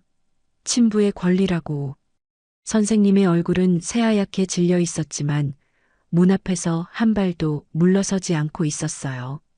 그 모습을 보는 순간 저는 떨리는 다리를 억지로 움직여 뛰어갔습니다. 전 남편의 등 뒤에서 제 목소리가 튀어나왔는데 제 목소리인데도 남의 목소리처럼 낮고 갈라져 있었어요. 거기서 뭐 하는 거야? 전 남편이 돌아봤습니다. 저를 보는 순간 그의 얼굴에 당혹감이 스쳤지만 곧 턱을 치켜들면서 한 발 다가왔어요. 내 아들 얼굴 좀 보겠다는 게 그렇게 잘못이야? 네가 아빠를 못 만나게 하는 게 더 나쁜 거 아니야? 저는 아이를 지키는 선생님 앞에 나란히 서면서 주머니 속 휴대폰으로 111을 눌렀습니다. 전 남편의 눈이 제 손 움직임을 따라갔고 전화가 연결되는 신호음이 조용한 골목에 희미하게 울리자 그의 표정이 굳어졌어요. 접근금지 가처분 결정받은 거 알면서 여기 온 거잖아. 이건 스토킹이야. 경찰 오기 전에 사라질 건지 여기서 잡혀갈 건지 골라. 전 남편이 이를 악물면서 저를 노려봤는데 그 눈에 분노와 두려움이 동시에 어리는 게 보였습니다. 멀리서 경찰차 사이렌 소리가 가늘게 들려오기 시작하자 그는 혀를 차면서 뒤로 물러섰어요. 골목을 빠져나가면서 저를 한번 돌아봤는데 그 눈빛이 이건 끝이 아니야라고 말하는 것 같아서 등줄기가 서늘해졌습니다. 경찰이 도착한 뒤 저는 현장 상황을 설명하고 어린이집 CCTV 영상 확보를 요청했어요. 그리고 나서 교실 안으로 들어가 시우를 안아 올렸습니다. 아이는 울지 않고 있었는데 제 옷자락을 두 손으로 꼭 움켜쥐면서 얼굴을 제 가슴에 파묻었어요. 그 작은 손에 들어간 힘이 고스란히 전해지는데 이 아이가 얼마나 무서웠을지 생각하니 가슴 한가운데가 뜨겁게 무너져 내리는 것 같았습니다. 선생님이 다가와서 제 손을 잡으면서 말씀하셨어요. 어머님, 제가 끝까지 안 보내드렸어요. 시우는 안전합니다. 그 한마디에 무릎에 힘이 풀려서 그 자리에 주저앉을 뻔했지만 품에 안긴 시우의 무게가 저를 붙잡아줬습니다. 저는 선생님의 손을 꽉 쥐면서 고개를 숙였어요. 고맙다는 말이 목까지 차올랐는데 입 밖으로 나오기 전에 목이 메어버려서 한참을 그렇게 서 있었습니다. 집으로 돌아오는 차 안에서 카시트에 앉은 시우가 창밖을 보면서 조용히 제 손가락을 잡고 있었어요. 아이의 작은 손가락이 제 검지를 감싸지는 그 힘에서 저는 결심했습니다. 더 이상 선처는 없다고요. 이 사람들이 법의 빈틈을 파고들어 저와 제 아이를 위협하는 한 저도 법의 모든 수단을 동원해서 그들을 완전히 끝내겠다고요. 그날 밤 시우를 재우고 나서 거실 식탁 위에 그동안 모아온 증거 폴더를 전부 펼쳐 놓았습니다. 맘카페 캡처본, 스토킹 사진, 세무서 민원 기록, 어린이집 CCTV 확보 요청서, 선생님의 진술서까지 빼곡하게 쌓인 서류 더미를 내려다보면서 저는 변호사에게 문자를 보냈어요. 선생님, 이번에는 끝을 보겠습니다. 가능한 모든 혐의로 고소장을 준비해 주세요. 보내기 버튼을 누르고 나서 휴대폰을 식탁 위에 내려놓았습니다.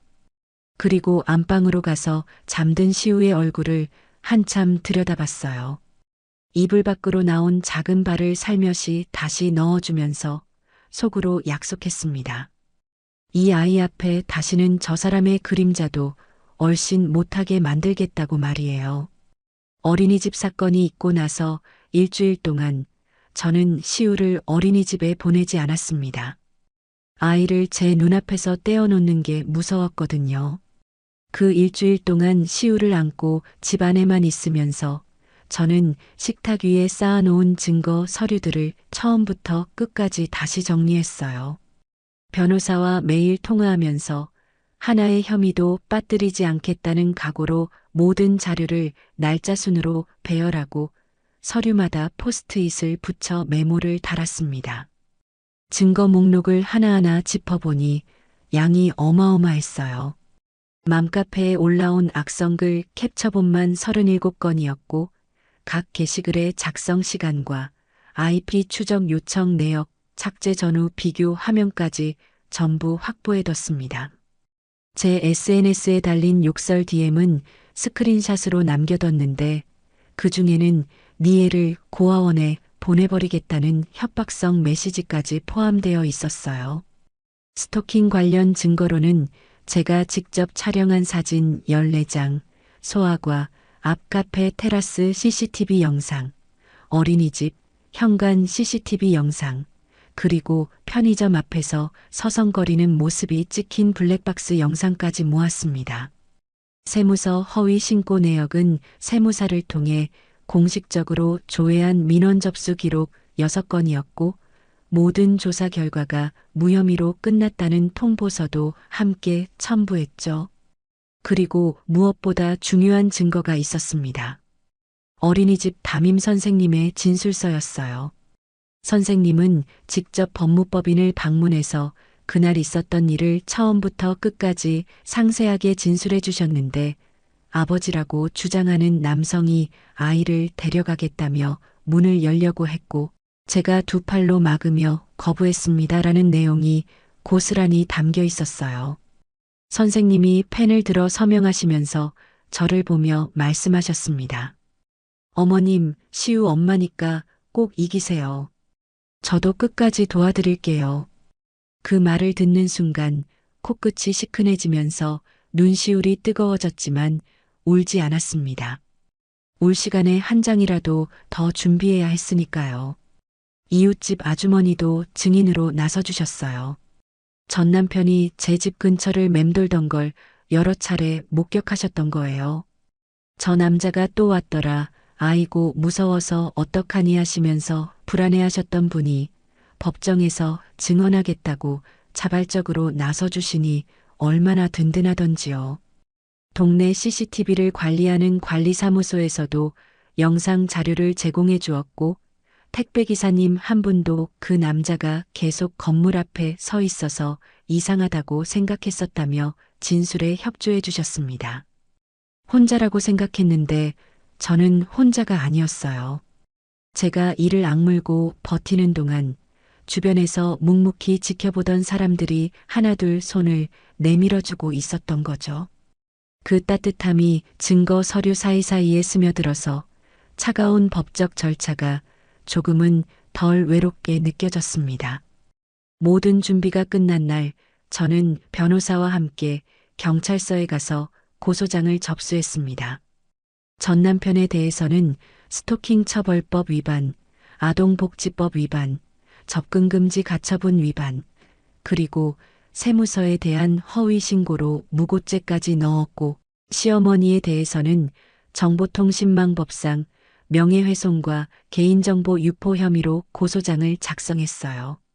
접수창구 직원이 고소장의 두께를 보더니 눈이 동그래지는 게 보였는데 저는 담담한 표정으로 서류를 건네면서 속으로 생각했죠. 이게 당신들이 나한테 한 짓의 무게입니다. 수사가 진행되는 동안 전 남편 측에서 합의를 요청해 왔습니다. 변호사를 통해 전달된 메시지는 이랬어요. 한 번만 봐달라. 아이 아버지인데 전과자가 되면 아이한테도 좋지 않다. 아이를 무기로 쓰는 그 수법이 처음부터 끝까지 한결같더라고요. 법정에서 발악할 때도, 스토킹할 때도, 어린이집에서 아이를 데려가려 할 때도 이 남자는 항상 아이를 방패로 내세웠어요. 저는 변호사에게 딱 한마디만 전해달라고 했습니다. 합의 없습니다. 재판이 시작됐습니다. 첫 번째 공판날 법정에 들어서니 피고인석에 전 남편과 시어머니가 나란히 앉아 있었어요. 전 남편은 양복을 차려입고 있었지만 양복 안에서 어깨가 움츠러들어 있어서 옷이 한 사이즈는 커 보였습니다. 시어머니는 얼굴이 반쯤으로 쪼그라든 것 같았는데 불과 1년 전 경찰서에서 기절초풍하던 그때보다도 훨씬 늙어 보이더라고요. 한때는 저 두 사람이 무서웠는데 법정 조명 아래에서 위축된 채 앉아 있는 모습을 보니 무섭다는 감정보다 허탈한 기분이 먼저 밀려왔습니다. 검찰 측에서 증거를 하나씩 제시하기 시작하자 법정 안공기가 무겁게 가라앉았어요. 맘카페 게시글이 스크린에 띄워지고 스토킹 CCTV 영상이 재생되고 어린이집 현관 앞에서 선생님을 밀치려 하는 전 남편의 모습이 법정 모니터에 그대로 나왔습니다. 방청석에서 작은 탄식이 새어나왔고 판사의 표정이 점점 굳어지는 게 보였어요. 전 남편 측 변호사가 반론을 시도했지만 증거가 너무 촘촘해서 빈틈을 찾지 못하는 게 눈에 보였습니다. 의뢰인은 단지 자녀를 보고 싶었을 뿐입니다라는 변론에 판사가 안경 너머로 전 남편을 내려다보면서 물었어요. 자녀를 보고 싶은 마음이 있었다면 법적 절차를 통해 면접교섭권을 신청하면 되는 것 아닙니까? 접근금지 가처분을 받고도 피해자 주변을 맴돈 것은 어떻게 설명하시겠습니까? 전 남편은 아무 말도 하지 못하다가 결국 고개를 숙여버렸습니다. 옆에 앉은 시어머니가 전 남편의 팔을 잡아당기면서 뭐라 속삭이는 게 보였는데 전 남편이 시어머니의 손을 뿌리치면서 갑자기 목소리를 높였어요. 엄마가 시킨 거야. 맘카페 글도 엄마가 쓴 거고 세무서 신고도 엄마 아이디어였어. 법정이 한순간 술렁였습니다. 시어머니의 얼굴이 새하얗게 변하면서 전 남편을 돌아봤는데 그 눈빛에 경악과 배신감이 동시에 어리는 게 저한테까지 보였어요. 너 진짜 미쳤어? 네가 먼저 하자고 해놓고 지금 나한테 뒤집어 씌우는 거야? 시어머니가 자리에서 벌떡 일어나면서 전 남편의 어깨를 두 손으로 밀쳤고 법정 경위가 급히 달려와서 제지했습니다. 판사가 의사봉을 내리치며 정숙을 명했지만 두 사람은 서로를 향해 고함을 지르며 손가락질을 하고 있었어요. 자기 잘못은 끝까지 인정하지 않고 위기의 순간에 제일 가까운 사람한테 책임을 떠넘기는 모습이 너무나도 그 사람들다웠습니다. 저는 피해자석에 앉아서 그 광경을 지켜봤는데 이상하게 통쾌하다는 감정보다 쓸쓸한 기분이 먼저 들었어요. 한때는 가족이었던 사람들이 법정에서 서로 물어뜯는 모습을 보면서 제가 꿈꿨던 완벽한 가정이라는 게 처음부터 존재하지 않았다는 걸 다시 한번 실감한 거죠. 판결은 명확했습니다. 전 남편은 상습 스토킹, 접근금지 가처분 위반, 아동복지법 위반, 무고죄가 모두 인정되어 징역 2년 6개월의 실형을 선고받고 그 자리에서 법정 구속되었어요. 법정 경위가 다가와 수갑을 채우는 순간 전 남편이 저를 돌아봤습니다. 입술이 파르르 떨리면서 뭔가를 말하려 했지만 저는 시선을 돌렸어요. 더 이상 그 사람의 눈을 볼 이유가 없었으니까요. 시어머니는 상습 명예훼손과 개인정보 유포 �혐의로 벌금 500만 원과 사회봉사 200시간을 선고받았습니다. 판결을 듣는 시어머니의 얼굴은 이미 넋이 나간 상태였는데 아들이 수갑을 찬 채 법정 밖으로 끌려나가는 모습을 멍하니 바라보다간 결국 고개를 떨구고 두 손으로 얼굴을 감쌌어요. 동정은 들지 않았습니다. 제 아이를 위협한 사람에게 줄 동정 같은 건 제게 남아있지 않았거든요. 이어서 진행한 위자료 청구 소송에서도 승소했습니다. 물론 전 남편이 실형을 살고 있는 상황에서 당장 돈을 받아낼 수 있는 건 아니었지만 법적으로 모든 판결을 제 손에 쥐었다는 사실이 중요했어요. 이 사람들이 다시는 제 인생에 발을 들릴 수 없도록 법이라는 벽을 완벽하게 세운 거였습니다. 모든 재판이 끝나고 몇 달이 지난 어느 날 저는 교도소를 찾아갔어요. 변호사도 말렸고 친구들도 왜 굳이 가느냐고 했지만 저는 가야 한다고 생각했습니다. 마지막으로 할 말이 있었거든요. 면회실 유리창 너머로 전 남편이 나타났을 때 저는 숨이 멎는 줄 알았어요. 고작 몇 달 사이에 사람이 이렇게 변할 수 있구나 싶을 만큼 달라져 있었습니다. 볼이 푹 꺼져 있었고 눈 밑에는 그림자가 짙게 내려앉아 있었으며 한때 반달처럼 휘어지던 눈매는 힘없이 축 처져 있었어요.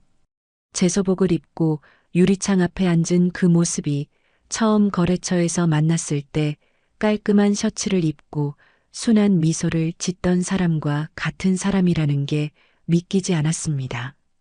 전 남편이 먼저 입을 열었어요. 유리창 너머로 들리는 목소리가 갈라져 있었습니다. 시우는 잘 있어? 저는 한동안 대답하지 않고 유리창 너머 그 사람의 눈을 들여다봤습니다. 그 눈에 진심이 있는지 아니면 또 다른 계산이 있는지 확인하고 싶었거든요. 하지만 솔직히 그게 진심이든 아니든 상관없었어요. 이 사람이 시우에게 해준 건 아무것도 없었고 오히려 아이를 위험에 빠뜨린 사람이니까요. 저는 천천히 입을 열었습니다. 시우는 잘 자라고 있어. 건강하고 웃음이 많아. 너 없이도.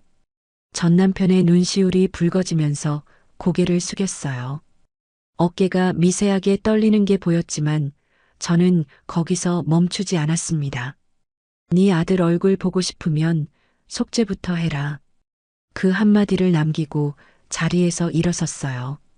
뒤에서 유리창을 두드리는 소리가 들렸지만 돌아보지 않았습니다. 면회실 문을 열고 복도를 걸어 나오는데 형광등 불빛이 길게 늘어진 그 복도가 1년 전 경찰서를 나서던 때와 겹쳐 보이더라고요. 그때도 지금도 뒤에서 저를 부르는 소리를 등 뒤에 두고 앞으로 걸어 나왔죠. 차에 올라타 시동을 걸면서 저는 비로소 이 전쟁이 끝났다는 걸 실감했습니다.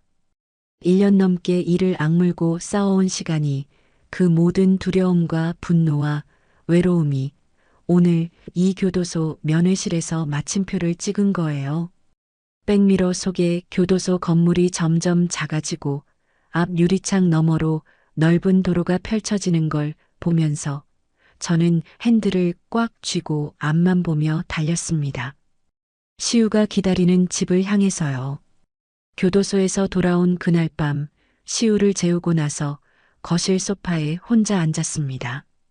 텔레비전도 켜지 않고 음악도 틀지 않고 그냥 고요한 정막 속에 가만히 있었어요. 1년 넘게 전쟁터를 달려온 사람이 갑자기 총소리가 멈춘 벌판에 서 있는 기분이랄까요? 싸울 대상이 사라지니까 오히려 뭘 해야 할지 모르겠더라고요. 손을 무릎 위에 올려놓고 가만히 내려다보는데 그 손이 미세하게 떨리고 있었습니다. 전쟁이 끝났는데도 몸이 아직 전쟁 중인 거였어요. 그때부터였어요. 밤마다 잠이 오지 않기 시작한 게. 눈을 감으면 전 남편이 어린이집 현관 앞에서 소리를 지르던 장면이 떠올랐고, 시어머니가 맘카페에 올린 글의 댓글들이 어둠 속에서 활자처럼 떠다녔습니다. 새벽에 시우가 뒤척이는 소리만 나도 벌떡 일어나 현관문부터 확인했고, 낮에 모르는 번호로 전화가 오면 심장이 쿵 하고 내려앉았어요. 이긴 건 분명한데 이긴 사람의 몸과 마음이 이렇게 망가져 있을 줄은 몰랐습니다. 한 달쯤 그렇게 버티다가 어느 날 아침 거울을 보는데 제 얼굴이 낯설게 느껴졌어요. 광대뼈가 도드라져 보일 만큼 볼살이 빠져 있었고 눈 밑에는 다크서클이 시퍼렇게 내려앉아 있었는데 그 얼굴을 보면서 문득 이런 생각이 들었습니다. 내가 무너지면 시우는 어떡하지? 내가 이 모양이면 이 아이한테 무슨 행복을 줄 수 있지? 그 생각이 저를 심리 상담실 문 앞까지 데려다 줬어요. 처음 상담실 소파에 앉았을 때 상담사 선생님이 요즘 어떠세요? 라고 물었는데 저는 아무 말도 못하고 한참을 앉아 있었습니다. 입을 열면 뭐부터 말해야 할지 모르겠더라고요. 1년 넘게 꾹꾹 눌러 담아왔던 것들이 너무 많아서 어디서부터 풀어야 할지 실마리가 잡히지 않았어요.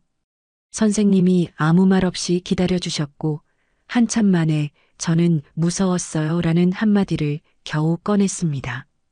그 한마디가 나오자 둑이 무너지듯 눈물이 쏟아졌어요. 전쟁 내내 단 한 번도 울지 않았던 제가 안전한 공간에서 비로소 울기 시작한 거였죠. 상담을 받으면서 조금씩 알게 됐어요. 제가 얼마나 오랫동안 감정을 억누르고 살았는지, 가난했던 어린 시절부터 지금까지 울면 지는 거다, 약해지면 끝이다라는 생각이 저를 얼마나 단단하게 동시에 얼마나 딱딱하게 만들었는지요. 선생님이 한 번은 이런 말씀을 하셨어요. 강한 것과 단단한 것은 달라요. 강한 사람은 부러지지 않지만 단단하기만 한 사람은 어느 순간 산산조각이 나거든요. 이제는 좀 유연해져도 괜찮아요. 그 말이 가슴에 깊이 박혔습니다. 저는 평생 돈이라는 갑옷을 입고 계획이라는 칼을 들고 혼자 전장을 누비며 살아왔거든요. 그런데 그 갑옷이 저를 지켜주기도 했지만 동시에 다른 사람의 온기가 들어오는 것까지 막고 있었다는 걸 그제야 깨달은 거예요. 저는 한동안 사업 규모를 줄이고 꼭 필요한 임대 관리만 하면서 시우와 함께하는 시간을 늘렸습니다. 아침에 시우 손을 잡고 어린이집까지 걸어가면서 길가에 핀 꽃을 구경하고 하원 후에는 동네 공원에 가서 시우가 모래놀이를 하는 걸 옆에 앉아 지켜봤어요. 주말에는 시우를 유모차에 태우고 한강공원을 산책했는데 아이가 지나가는 강아지를 보면서 까르르 웃을 때마다 제 안에서 뭔가가 녹아내리는 게 느껴졌습니다. 한 번은 시우가 공원 벤치에서 비둘기를 쫓아가다가 넘어졌는데 울지 않고 혼자 일어나서 무릎에 묻은 흙을 톡톡 털더라고요. 그 모습을 보면서 피식 웃음이 나왔어요. 이 녀석 나를 닮아도 너무 닮았네. 그리고 동시에 생각했죠. 이 아이는 저처럼 이를 악물고 혼자 일어나는 사람이 아니라 넘어져도 웃으면서 일어날 수 있는 사람으로 키워야겠다고요. 제가 못 가졌던 그 여유를 이 아이한테는 꼭 물려주고 싶었습니다. 시우가 3살이 되던 해봄이었어요. 늘 가던 동네 공원에서 시우가 킥보드를 타고 있었는데 내리막길에서 속도가 붙어버린 거예요. 제가 미처 달려가기도 전에 시우가 균형을 잃고 앞으로 쏠리려는 순간 옆에서 산책하던 한 남자가 재빠르게 손을 뻗어 시우의 등을 받쳐줬습니다. 시우가 킥보드 위에서 흔들리다가 겨우 멈춰 섰고 그 남자는 시우 눈높이에 맞춰 쪼그려 앉으면서 조용한 목소리로 말했어요. 괜찮아? 많이 놀랐지? 시우가 눈을 동그랗게 뜨고 올려다보다가 고개를 끄덕이면서 방긋 웃었어요. 저는 숨을 헐떡이며 달려와서 시우를 확인하고 나서야 그 남자를 올려다봤는데 첫눈에 든 생각은 이 사람 참 차분하다였어요. 허둥대거나 호들갑을 떨지 않고 아이를 안심시키는 게 먼저였던 그 태도가 눈에 들어왔거든요. 감사합니다. 정말이요. 제가 고개를 숙이면서 인사하니까 그 사람이 일어서면서 슬쩍 웃었어요. 아이가 씩씩하네요. 울지도 않고. 그 한마디를 끝으로 그는 가던 길을 갔고 저는 시우 손을 잡고 집으로 돌아왔습니다. 별것 아닌 만남이었는데 집에 오는 길에 자꾸 그 사람이 시우 눈높이에 맞춰 앉던 모습이 떠오르더라고요. 며칠 후 같은 공원에서 또 마주쳤어요. 그 사람이 벤치에 앉아 책을 읽고 있었는데 시우가 먼저 알아보고 총총 달려가서 옆에 앉았습니다. 저는 당황해서 시우를 데려오려 했는데 시우가 그 사람의 책을 가리키면서 이거 뭐야? 라고 물었고 그 사람은 책을 내려놓고 시우한테 그림이 있는 페이지를 보여주면서 천천히 설명해 주더라고요. 제가 다가가서 죄송해요. 애가 낯을 안 가려서요라고 말하니까 그 사람이 고개를 저으면서 말했어요. 아니에요. 저도 좋은데요. 그 뒤로 공원에서 자주 마주치게 됐는데 신기한 건 항상 시우가 먼저 그 사람에게 다가갔다는 거예요. 아이의 본능이라는 게 있는 건지 시우는 그 사람 옆에만 가면 유난히 수다쟁이가 됐고 까르르 웃으면서 이것저것 물어보며 졸졸 따라다녔습니다. 저는 경계했어요. 한번 크게 데인 사람은 불을 보면 반사적으로 몸을 움츠리게 되잖아요. 그래서 일정 거리를 유지하면서 조심스럽게 지켜봤는데 그 사람은 조급해하지 않았어요. 제게 연락처를 물어보지도 않았고 먼저 다가오지도 않았으며 그냥 시우가 달려오면 반갑게 맞아주고 제가 데리러 오면 가볍게 인사하는 게 전부였습니다. 어느 날 시우가 공원 놀이터에서 그네를 밀어달라고 그 사람한테 매달렸는데 그가 시우를 그네에 태우고 뒤에서 살살 밀어주면서 더 높이? 더 높이 가볼까? 하고 물을 때마다 시우가 하늘을 향해 깔깔대며 웃었어요. 그 모습을 벤치에서 지켜보는데 가슴 안쪽이 뭉클해지면서 눈시울이 뜨거워졌습니다. 이 아이한테 이런 모습을 만들어주고 싶었는데 내가 혼자서는 해줄 수 없었던 것, 바로 이런 거였구나 싶었어요. 그날 저녁 시우를 재우고 나서 거실 창가에 서서 밤하늘을 올려다보면서 생각했어요. 예전에는 돈과 완벽함을 쫓았다면 지금 내가 진짜 원하는 건 뭘까? 완벽한 가정이 아니라 불완전해도 웃을 수 있는 일상 아닐까?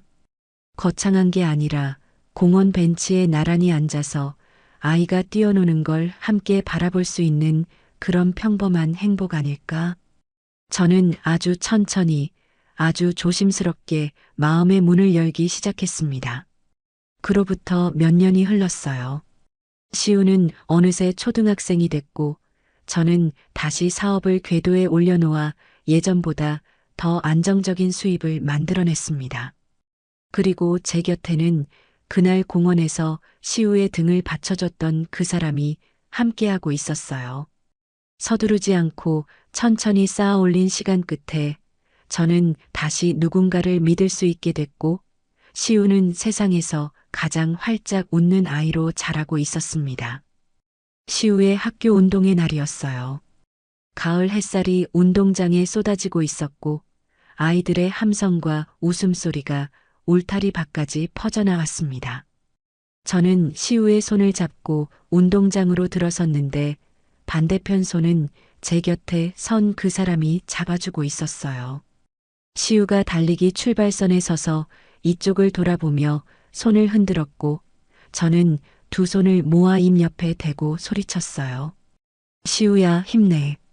출발 신호가 울리자 시우가 짧은 다리로 있는 힘껏 달려나갔는데 1등은 아니었어요. 세 번째로 결승선을 통과했는데 그런데 이 녀석이 돌아서면서 활짝 웃더라고요. 등수 따위 신경도 안 쓰는 표정으로 그냥 달리는 게 재밌다는 듯이요. 저는 그 웃음을 보면서 가슴이 벅차올라 눈물이 핑 돌았습니다. 내가 이 아이한테 물려주고 싶었던 게 바로 이거였어요. 1등을 못해도 완벽하지 않아도 웃을 수 있는 힘이요. 운동회가 끝나고 세 사람이 나란히 운동장을 걸어 나오는데 시우가 양쪽 손을 하나씩 잡고 하나, 둘, 셋 하면서 점프를 했어요. 양쪽에서 잡아주니까 공중에 붕 뜨는 게 재밌었는지 끝도 없이 반복하면서 깔깔거렸습니다. 그 웃음소리가 가을 하늘 아래 울려 퍼지는 걸 들으면서 저는 이 순간을 꼭 기억해야겠다고 생각했어요. 운동장 출구에서 다른 학부모가 사진을 찍어주겠다고 하셔서 셋이 나란히 카메라 앞에 섰습니다. 시우가 가운데에서 V를 하고 양쪽에서 제가 그리고 그 사람이 아이의 어깨를 감싸 안았어요. 카메라를 향해 웃는 순간 저는 렌즈 너머로 보이는 맑은 가을 하늘을 바라보면서 속으로 말했어요. 진정한 분은 통장의 숫자가 아니라 소중한 것을 지켜낼 수 있는 힘과 그 곁에서 함께 웃을 수 있는 사람이라는 것을요.